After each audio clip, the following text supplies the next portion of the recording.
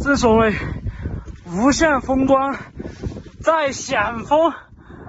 马上到底了，看看下面我身后这个云海啊，喜马拉雅山的云海。这是因为咱们这个位置昆布云川，这是一个缺口，这个印度洋的气流它会顺着这个缺口一直进入到咱们这个喜马拉雅山核心区。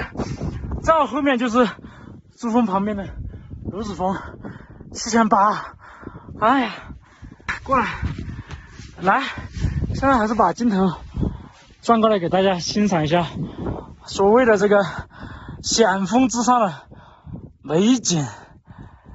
哎呀，太壮观了！这个月亮都已经出来了，还有20分钟开始日照金山了啊！希望等一会儿有好的运气可以拍到金山加云海。